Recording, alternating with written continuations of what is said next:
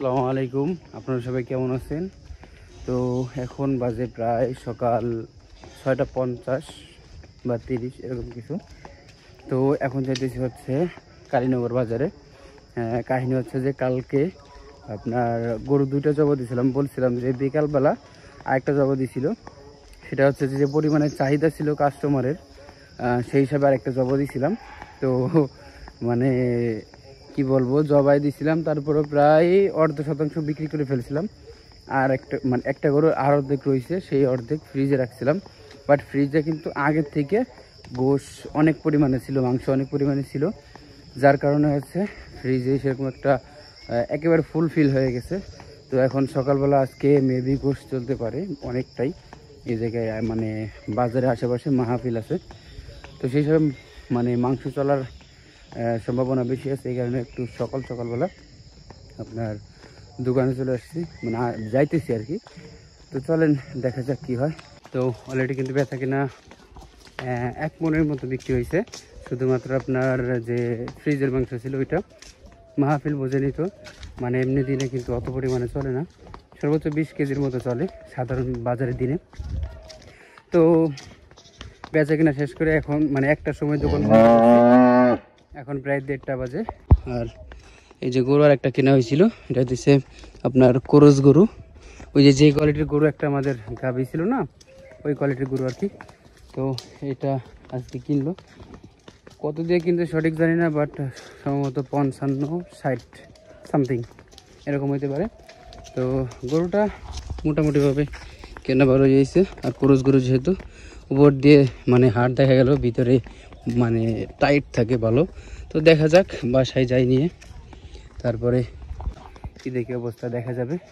গরু কিন্তু এই সময় বাসায় নিয়ে আসছিলাম। আর এই দেখেন এখন গাদাগাদি করে গরু আছে, এই কয়টা 1 2 3 4 6টা গরু আছে। তার ভিতর থেকে 2টা হইতেছে ষাঁড় গরু। আর যে গরুটা আজকে আনছি, এই দেখেন,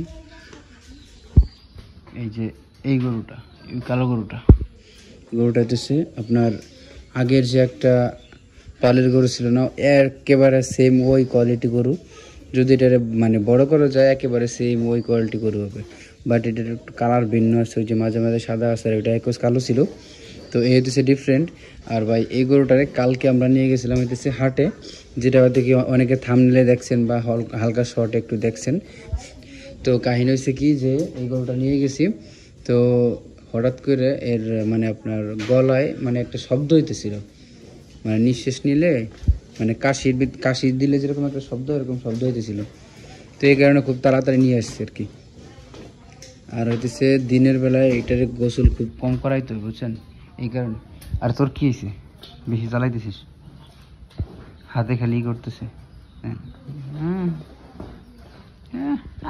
খায় ফেলা, মানে খায় ফেলা।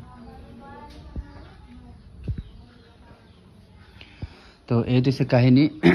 আর এই ষাঁড় গরুটা একটু কম খাইতেছে, সাদাটা, যেটা হইতেছে আপনার আমাদেরই এক মানে সেও ব্যাপারী, তো আত্মীয় বাড়ি থেকে আনা হয়েছিল। তো এই হইতেছে কাহিনী। আর এখন খাওয়া দাওয়া সব শেষ, সবগুলার পেট ফুলফিল আছে, এই গরুটার খালি কেটে পেট। কাহিনী কি দাঁড়া, দেখি তো নাই, এই গরুটার পেট খালি। এটা আগের দিন আমি খাওয়াইলাম, কত সুন্দর খাইছিল। তো যাই হোক, এই হইতেছে কাহিনী। দেখেন এইগুলোর আবার ভরা আছে। তো এখন এগুলা নামাই দিব, নামাই দিয়ে পরে হইতেছে আপনার যাবো একটু এখানে মানে মাহফিল, তো সেইখানে যাব। এই কারণে ভিডিওটা লং করবো না বেশি। মাহফিলে যাব ওই আজকে মেবি, আর আস্তে আস্তে অনেকটা রাত হয়ে যাবে, এই কারণে আর ভিডিও লং করব না। তো এই হচ্ছে কাহিনী। আর ভালো কথা, ওই বিসমিল্লাহ একবার ভাইয়ের সাথে খুব তাড়াতাড়ি দেখা করতে যাব। সেটা হচ্ছে যে অল্প কিছুদিনের ভিতরেই, সম্ভবত সামনের শুক্রবারে যাইতে পারি, শনিবারে মেবি আপনারা ভিডিওটা দেখতে পারেন।